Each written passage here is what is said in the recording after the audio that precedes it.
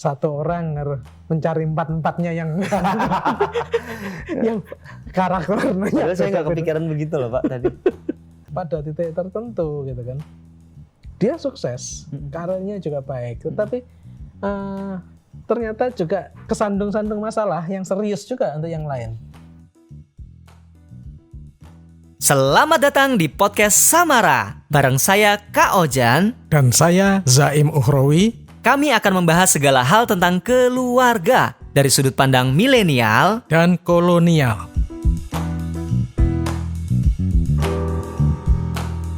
Sekarang gini Pak, kan kita udah bicara biru, hijau, kuning, merah, tapi rasa-rasanya pas Pak Zaim bilang Kak Ojan tuh merah gitu kan, rasa-rasanya kan kayak nggak nerima gitu. Masa sih saya merah? Karena kadang-kadang saya bisa rapi kok. Okay. Kadang-kadang saya itu mementingkan damai gitu. Saya seneng wisata alam. Saya seneng mandi di sungai walaupun nggak jadi. Minggu kemarin ngajakin main di sungai ternyata nggak jadi. Gitu. Kayak misalnya istri saya, misalnya kamu tuh hijau banget. Tapi kadang-kadang aku tuh hijau sih, tapi kok kayaknya aku juga, dia kalau disuruh ngisi pelatihan gitu Pak, tiba-tiba keluar merahnya. Itu dia tuh sangat bagus kalau ngisi pelatihan Pak. Kalau di panggung gitu, karena dia kan terencana juga sih ya. Dia terencana gitu, jadi kata-katanya struktural banget, tapi asik gitu. Kok dia mau tampil gitu kan? Jadi gimana itu? Ya ini sering juga dalam sebuah training yang kita lakukan kan kedapatan juga ya. Teman-teman diminta untuk membagi diri sesuai dengan warnanya, kecenderungan masing-masing. Lalu kita berikan satu gambaran sederhana gitu. Cobalah bagi otak kanan, otak kiri. Gitu. Anda otak kanan, otak kiri, casual atau formal. Lalu masing-masing menempatkan dirinya. Kemudian diminta lagi untuk berbagi. Anda masuk di extrovert atau introvert. Nah, ketika sudah masuk di sana, lalu duduk di tempatnya, gitu. Pertanyaan itu mulai muncul kan? Iya. Bener sih Pak, saya ada di sini, tetapi kok saya kadang ada di sana, rasanya saya lagi pengen di sana, gitu kan? Dan apakah saya salah, gitu? Nah, saya kira kita kembali pada apa yang kita gambarkan sederhana, walaupun ini tidak mutlak ya. Ini kan mewakili 4 belah otak ya. Iya. Ini otak kanan, otak kiri. Lalu ini otak besar, di belakang ini ada otak kecil. Ini sekedar gambaran sekali lagi. Untuk mudahnya, kemudian otak kanan ini biru, otak kiri itu hijau, lalu otak kecil kiri itu kuning, lalu otak kecil kanan itu merah. Untuk gampangnya seperti itu. Pertanyaan saya adalah, Kak Ojan otaknya utuh atau seperempat? Pertanyaan yang susah dijawab. Ntar Pak, saya lihat dulu. Masih ada dua-duanya. Jadi, kecuali kalau Kak Ojan otaknya memang hanya seperempat, gitu, otak kecil kanan, gitu, maka dapat dikatakan ya Kak Ojan sepenuhnya merah. Ya. Faktanya kan tidak. Gitu. Iya. Kita semua memiliki 4 belah otak itu sekaligus. Jadi sebenarnya di dalam diri kita itu ada warna lain. Iya. Ada 4-4-nya. Cuma memang ada yang dominan, Pak ya. Kebetulan ada satu warna yang dominan. Entah itu karena keturunan genetik ataukah karena faktor lingkungan. Oke. Jadi yang kita bicara kemarin ini biru, ini hijau, ini kuning, ini merah itu bukan hanya Pak ya. Bukan hanya. Tapi yang dominan. Betul. Itu membantu kita untuk lebih mengenali karakter teman kita, pasangan kita, anak kita, orang tua kita. Karena dengan mengenali, kita akan menjadi lebih mudah kan. Memahami seluruh perilakunya dan kita sendiri juga bisa bersikap menjadi lebih baik. Ya. Artinya kalau itu kita punya otak yang lengkap dan ada yang dominan, yang lain itu ada dan bisa jadi juga bisa berkembang. itu bisa berkembang. Bisa berkembang. Nah, sebelum kita ke sana, mari kita pernah tes kepribadian versi psikolog. Belum. Jadi kan ketika psikolog melakukan tes kepribadian dan mengarahkan kemudian hasilnya apakah kita seorang yang biru atau Sanguin. pragmatik tadi, Oh ya, pragmatik. kemudian ataukah kita seorang yang Melankolik. hijau, ya melankolik, atau kita seorang kuning, itu kolerik, dan kemudian merah, sanguin. Biasanya kan ada sekitar 40-an pertanyaan. Kalau ada dominan satu, gitu, itu bisa mencapai misalkan sekitar 20 atau lebih pada satu karakter warna. Oh, oke. Yang 20 sisanya itu biasanya terbagi. Jadi terbagi dari satu ke yang lain. Tapi itu menunjukkan bahwa sebenarnya tidak satu karakter di dalam diri kita. Iya. Bahwa semua karakter itu ada dalam diri kita. Dan ketika Tuhan memberikan semua karakter pada diri kita itu, tentu saja juga bukan tanpa maksud kan. Iya. Jadi kalau memang memberikan satu karakter ya sudah satu aja karakter kan, tidak. Semuanya diperlukan pada situasinya masing-masing. Hanya saja diingatkan bahwa saya sedang berkecenderungan yang ini. Nah, bagaimana kemudian kita menggunakan karakter-karakter yang lain? Sesuai dengan situasinya, sesuai dengan keadaannya. Jadi ada kalanya si merah itu nggak memakai merahnya. Sederhananya ketika Kak Ojan baru PDKT sama calon istri dulu, kemudian ketemu dengan calon mertua, gitu kan. Apakah kemudian Kak Ojan sudah menunjukkan segala kreativitasnya, kekerenannya? Kan tidak. Jadi komunikatifnya iya, tetapi kan selebihnya kemudian ya sudah ngikut saja gitu. Tiba-tiba seorang yang sanguin tiba-tiba menjadi pragmatik sekali kan. Jadi bagaimana kalau begini? Oh iya, bagaimana? Iya, walaupun ntar dulu nanti kita aku nggak setuju itu, tapi kan belakangan deh. Terus sekarang iya dulu. Oh, pas ketemu saya langsung merah tuh, Pak. Pas ketemu karena kan ya merah kan disukai, Pak. Tapi pas usulan tanggal tidak disetujui sama calon kakak ipar, ya kan? Oh, jangan itu kedekatan waktunya, mundurin sebulan. Itu bener harus biru itu. Gitu. Kalau saya ngotot kayaknya malah merahnya jadi nggak berharga lagi. Okay. Oh, ini ngeyel orang ini kan gitu. Benar. Jadi mengeluarkan merah ketika targetnya masih untuk meng-attract kan, untuk menarik perhatian. Tetapi ada saat-saat ketika sudah mau pengambilan keputusan, gitu kan, ya sudahlah menjadi biru sama sekali, itu menjadi pragmatik sekali. Nah ini contoh bahwa ada situasi tertentu yang ternyata kita perlu itu. Ketika kita baru masuk pekerjaan di sebuah kantor, gitu, maka menjadi penting kita biru sekali kan. Aturannya seperti apa? Walaupun kita nggak setuju aturannya ini kok nggak masuk akal, ya kita terima dulu. Nah, kurang lebih seperti itu. Nah, bayangkan kalau ini bisa dijalankan gitu dalam sebuah keluarga yang baru, kemudian ini kan dua individu berbeda dengan latar belakang berbeda baru jadi satu kan. Dan kita kemudian langsung berkeras dengan karakter kita sendiri, gitu. Apa jadinya? Kalau kita tidak menggunakan juga karakter-karakter yang lain, kurang lebih seperti itulah. Jadi empat-empatnya ada dalam diri kita.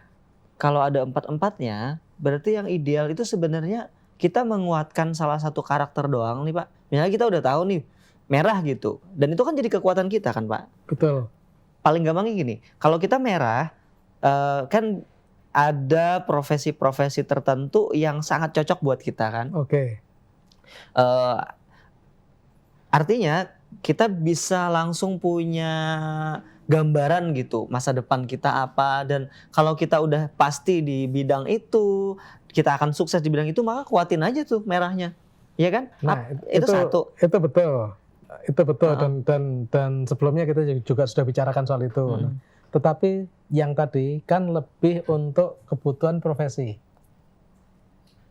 Ya, Sementara dan kita bicara keluarga nih. Keluarga itu adalah satu grup, satu kelompok yang terkecil ya.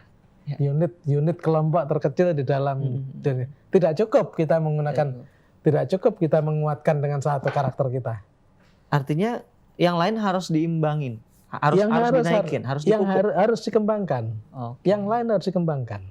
Perlu untuk dikembangkan agar menjadi kita bisa berperan secara optimal ketika situasi-situasi memang memerlukan itu. Ada situasi-situasi yang kita tidak bisa memerlukan dengan karakter kita. Misalkan saya kuat dengan karakter biru. Kalau saya berkeras bahwa karakter saya biru, gitu. Karakter saya biru, maka ya sudah, gitu. Ada saat-saat yang saya harus ngambil keputusan dengan tegas dan cepat, maka saya kelabakan saya. Kurang lebih itu. Atau saat-saat saya harus bikin rancangan tertentu, gitu. Saya berkeras dengan biru tadi, padahal diperlukan hijau, gitu. Saya nggak akan melahirkan ini. Asumsinya memang kemudian ya nanti kan yang lain ngambil alih, kan nggak bisa begitu juga. Kita harus siap juga menghandle seluruh urusan di dalam keluarga kita sesuai dengan kemampuan kita. Artinya kalau konteksnya keluarga gitu ya, berarti kita harus menumbuhkan karakter-karakter warna kita yang lain. Artinya bisa ditumbuhkan. Bisa ditumbuhkan. Caranya gimana? Ini kan nggak kelihatan nih, bendanya tuh nggak kelihatan gitu. Kalau kita suruh gedein badan gitu supaya berotot kan kelihatan caranya. Sebenarnya kan kelihatan juga. Kelihatan juga. Sebenarnya kelihatan juga. Gimana? Yang perlu diketahui dulu bukan soal caranya dulu, tetapi bagaimana karakter tadi terwujud dalam kehidupan keluarga. Contohnya gimana? Misalnya seperti ini. Balik. Soal mutusin kita mau membeli rumah di satu tempat, gitu kan. Apa pertimbangannya? Nah, ketika kita tidak menggunakan sisi kuning kita, gitu, dan tidak menggunakan sisi hijau kita, gitu. Ini semata karena saat ini semua sedang tren ini, dan rumahnya keren kesana, gitu kan. Akhirnya kita semua ikut beli di situ. Dan ini sudah ada kasus kan. Iya. Ada satu kompleks yang luar biasa apartemen dan tiba-tiba semua orang itu disebutkan bakal menjadi kota baru karena semua orang membeli rumah di situ. Ada endorser para artis di situ dan ini kelihatannya menjadi sebuah alternatif kota modern. Semua membeli di situ, gitu kan. Ini gara-gara kita kan menggunakan merah atau biru gitu loh. Padahal dalam hal ini urusan rumah, membeli rumah ini gitu, justru hijau dan kuning yang dibutuhkan. Dan kuning kita dibutuhkan. Ini contoh kan nggak bisa buru-buru ya. Sebenarnya kan kelihatan sekali itu. Iya. Jadi aktualisasinya kelihatan ya, Pak. Iya. Warna itu. Iya. Aktualisasi kelihatan. Jadi kita penting untuk punya sisi yang lain. Setelah kelihatan, setelah kita mengetahui tadi, kan kita udah ngelihat nih, ternyata wujudnya seperti itu. Kan kata Bapak sebelum melatih itu. Saya pengen buru-buru melatih ini, penasaran saya. Ini lebih baik saya tunda dulu kalau soalnya Pak nggak susah loh Pak. Ini loh, untuk orang seperti saya merah misalnya, susah sekali melatih untuk tidak langsung iya ketika ditawari sesuatu misalnya. Ini Kak Ojan lupa sih. Apa? Di sebelumnya kan kita sudah sedikit singgung ini. Apa tuh? Jadi kalau biru, gitu kan. Biru itu orientasinya apa sih? Tenang, damai. Tenang, damai. Lalu cara belajarnya paling disukai dengan apa? Visual. Jadi dengan gambar. Oke, kalau begitu gitu. Menguatkan biru misalnya ya. Menguatkan biru, ya mari kita sering pergi ke alam. Gitu kan. Lihat gitu ya. Secara visual alam gitu. oh indah, tentram, damai, dan ketika kita rutin ke arah itu gitu kan, itu akan menjadi penguat. Atau dalam agama juga jelas sekali bahwa waktu yang paling ijabah itu ada dini hari. Ketika sepi, diem, ya sudahlah kita zikir sedikit dan sebagainya. Ini kan kita sedang tidak berinteraksi dengan siapapun kan? Iya. Merahnya ditekan ya. Merahnya ditekan. Kemudian kita juga tidak berpikir apa-apa kan? Hijaunya ditekan kan? Iya. Kemudian Dan kita nggak punya target apa-apa. Kita nggak punya target ya, tidak harus memutuskan apa-apa kan? Iya. Ya sudahlah, saya nikmati sendiri gitu. Doa dengan kemampuan saya gitu, walaupun yang nggak sempurna dan sebagainya. Ini kan satu contoh untuk menguatkan sisi biru. Oh, dan itu langka itu Pak. Maksudnya kadang-kadang orang lupa gitu di kota kayak di Jakarta untuk melakukan itu misalnya. Kalau nggak ada agama bisa jadi ketinggalan itu. Ya, terus kemudian keteteran. Sederhana sekali misalkan pergi ke masjid untuk laki-laki gitu, subuh. Pulang nggak langsung pulang gitu. Dari masjid jalan sedikit komplek kita gitu, mungkin gang-gangnya jangan masih sepi gitu. Iya. Jalan aja menikmati pagi, menikmati itu kan satu contoh. Iya. Melatih sisi biru kita. Kita tanggalkan semuanya. Iya. Tanggalkan semuanya. Yang kedua, yang juga kita sempat sebut kemarin, hijau.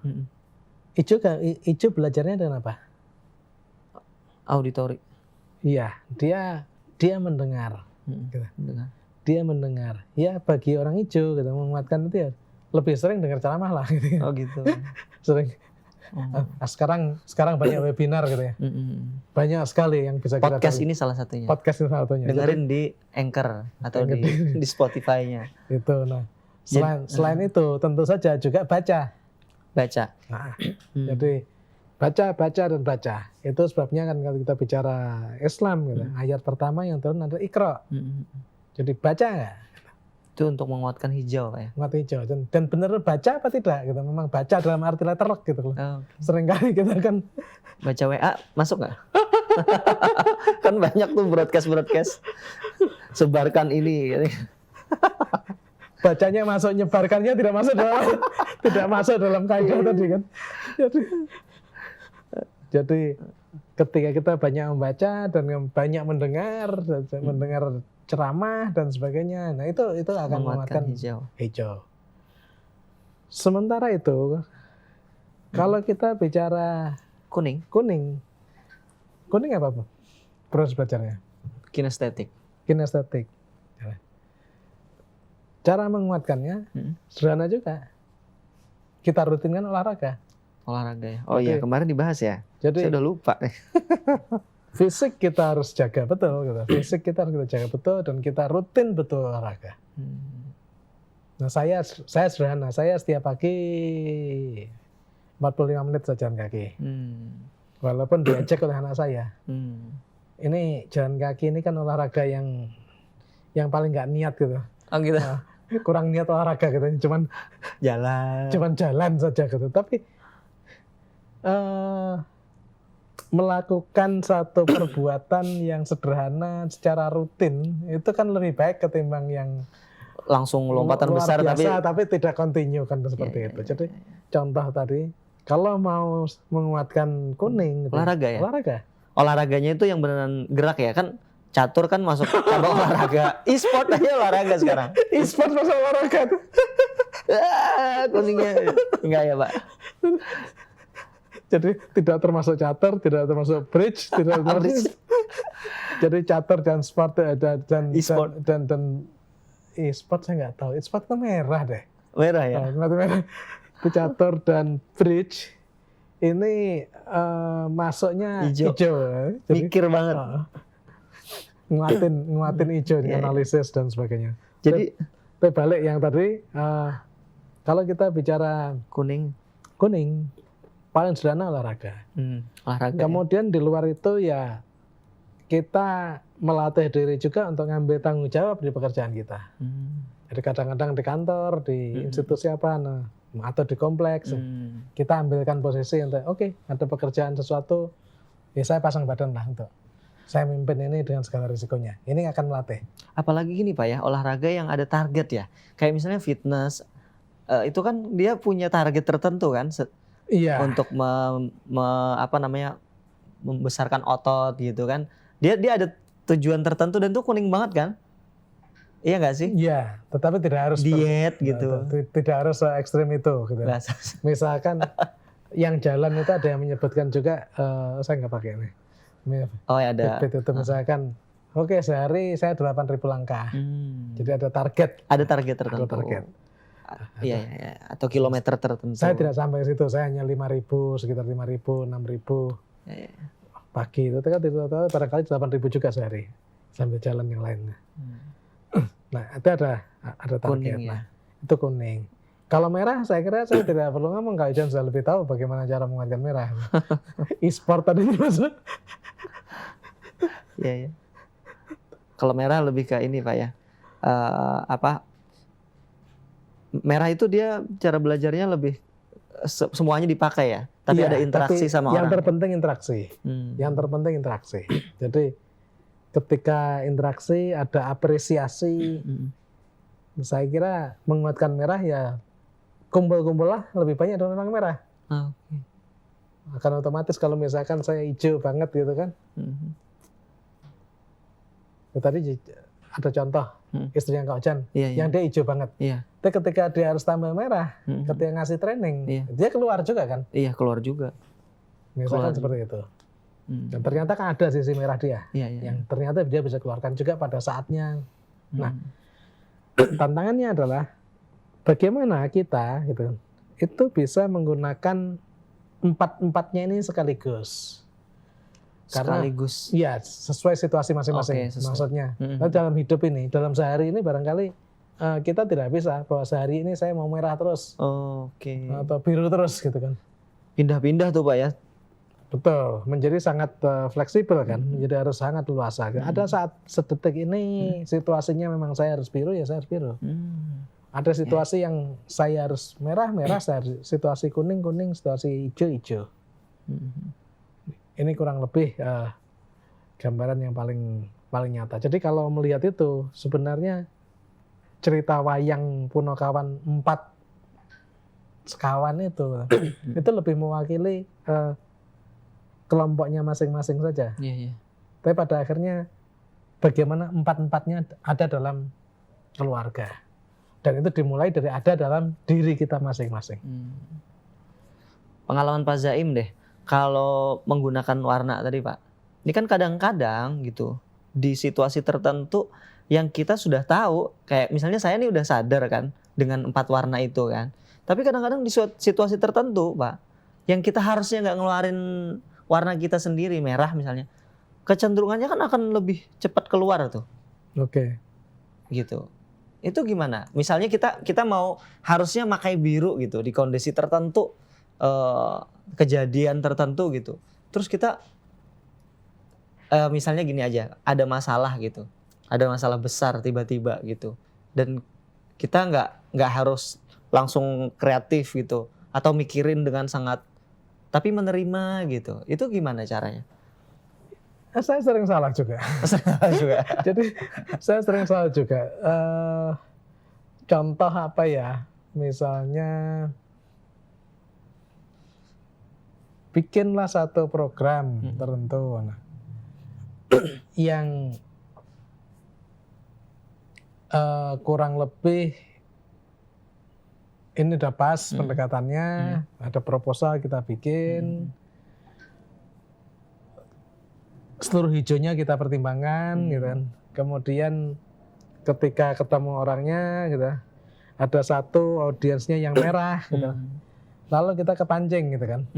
Setelah ngajarkan ini, lalu kita kepancing, merah kita keluar, lalu kita ngomong apa yang sebenarnya nggak perlu di situasi ini. Ini hanya akan mengacaukan situasi. Nah, hal seperti itu juga itu terjadi dan itu lumrah, itu wajar. Itu lumrah.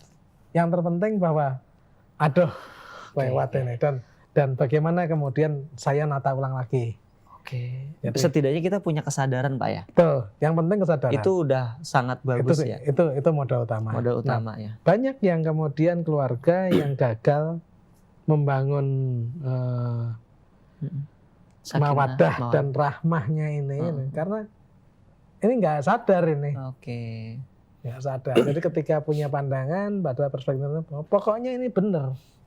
Ya dia benar dalam konteksnya, gitu. Iya, iya. Tapi kan situasinya berubah dan sebagainya. Jadi kurang lebih seperti itu. Ya. Setidaknya kita udah sadar ya Pak. Betul. Baik. Nah, dalam hal ini sebenarnya kalau kita tidak terlalu sulit sebenarnya. Karena ada contoh, ada teladan. Jadi teladan yang paling nyata itu kan kita bicara Nabi ya, Nabi. Rasulullah ya. Nabi Muhammad itu disebutkan orang dengan 4 sifat. Iya. Jadi Artinya Nabi Muhammad itu orang yang paling seimbang Pak ya. iya. Jadi Yang paling disebutkan sempurna. sidik, fatonah, amanah, tablik. Jadi 4-4-nya sekaligus. Iya. Ini kan biru, hijau, kemudian kuning, merah. Sesuai urutan tadi Pak ya, sifat Iya. tadi. Nah, kalau disingkat malah mudah. Sifat. Iya. C-nya sidik, itu biru, F-nya fatonah, itu cerdas berarti hijau, kemudian A-nya amanah, tanggung jawab, itu kuning. tanggung jawab itu kuning, dan kemudian Tablik, komunikasi. tablik itu komunikasi, merah. Jadi ini sudah nyatu. Nah, ini memang inilah karakter holistik. Wow. Ini karakter holistik. Ini yang agak berbeda dengan pendekatan akademik. Di pendekatan akademik selalu fokuskan pada salah satu yang dominan. Oke. Jadi seolah-olah kalau kamu biru, ya memang biru. Sudahlah biru aja. Terus suksesmu itu. Dan bahkan seolah-olah seluruh hidupmu ya itu. Oke. Gitu. Iya. Kalau suksesmu itu kalau kita bicara soal profesi oke, gitu. Tapi seolah-olah bahwa seluruh hidupmu itu ya pokoknya biru saja. Yang lain serahkan pada Tuhan kan. ada yang berpandangan seperti itu gitu. Atau kayaknya kamu hijau deh. Ya udah hijau saja. Gitu. Atau kamu kuning saja. Kemudian merah saja. Nabi tidak. Nabi itu memiliki 4-4-nya. Dan yang menarik adalah Nabi itu disebut sebagai uswatun hasanah. Jadi contoh sebaik-baiknya. Jadi kita nggak bisa bilang ya memang itu haknya Nabi, gitu kan? Ya. Jadi cuma Nabi yang bisa melakukan. Cuma Nabi, enggak ya. Emang buat dicontoh Pak ya? Untuk dicontoh. Nggak cuma adab makannya, minumnya, nggak berdiri gitu-gitu. Sampai pada karakter ini, memang untuk dicontoh bahwa kita tidak bisa mencontoh 100% ya. Iya, karena kita manusia biasa, gitu. Tetapi kita harus berusaha betul untuk mari perkuat, gitu kan? Semua karakter kita. Semua karakter ini. Inilah karakter holistik yang kita sering abaikan. Nah, saya ada contoh juga seorang teman yang sukses sekali dan dia juga orang yang sangat yakin dengan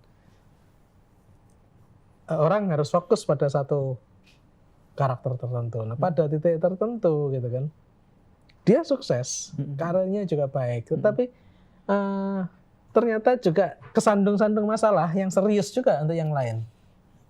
Menurut saya kenapa? Karena dia mengabaikan yang lain. Yang terpenting bagi kita ini kan bagaimana kita sukses ini kan balance di semua aspek ya. Semua berjalan. Apalagi konteksnya keluarga Pak ya. Apalagi keluarga. Jauh lebih harus ditekankan lagi, harus imbang. Harus imbang. Nah, dengan 4 karakter tadi akan lebih mudah kita pahami ketika kita bicara kelompok. Jadi dalam suatu tim kerja, idealnya kan 4-4-nya tadi ada. Ada. 4-4-nya ada. Ya, ini menutupi karena setiap orang belum bisa jadi nggak akan kuat. Iya. Jadi dalam suatu tim gitu kan. Iya. Pertanyaan saya adalah keluarga itu tim atau bukan? Tim. keluarga itu tim. Tim. Karena itu usahakan ini ada, padahal tidak selalu ada. Oke. Jadi tidak kemudian satu orang harus mencari empat-empatnya yang yang karakternya. Padahal saya nggak kepikiran begitu loh Pak tadi. Iya. Mulai, iya. Jadi, tidak seperti itu, tetapi empat-empatnya ini karakternya harus ada, dan setiap diri kita harus siap kontribut. Oke. Di setiap karakter. Apalagi ketika menikah itu belum kenal yang begini Pak ya, tiba-tiba pas udah sadar, ya dua-duanya merah gitu kan. nggak bisa ngapa-ngapain lagi Pak ya. Iya benar. Masa tukar tambah gitu kan repot. Urusannya repot. Nah. Jadi ini hal yang mendasar, dan kemudian kalau kita sudah bicara 4 karakter tadi sebagai satu kesatuan, satu yang holistik, 4-4-nya perlu ada. Maka aplikasi yang paling sederhana adalah mari ngikutin apa yang Nabi sebutkan tadi.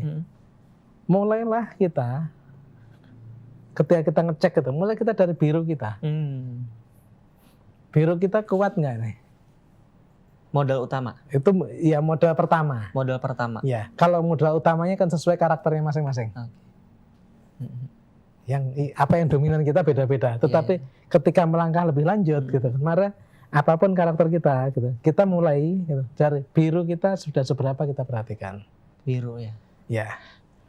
Karena biru kita dalam hidup selalu akan ada guncangan-guncangan hidup. Di karir kadang kita terlempar. Kalau kita nggak kuat di biru, ini rawan. Jadi paling yang kita miliki hanya mawadah nanti. Rahmahnya tidak terbangun. Karena apalagi sakinah ya. Apalagi sakinah. Sakinah kan biru bang. Nah, jadi birunya kuat nggak? Karena birulah tempat kita mendapatkan jalan intuisi, jalan ilham, jalan petunjuk dari Tuhan. Kamu mau ngapain sih? Nah, kalau sudah ini kuat birunya, kamu mau ngapain sih? Gitu. Baru kita pakai hijau kita. Untuk menata langkah ya. Ide, gagasan, ilham, intuisi tadi mau kita apakan? Di sini diprogramkan. Dilogikakan. Tahapannya begini. What to do-nya apa, how to do-nya apa. Gitu.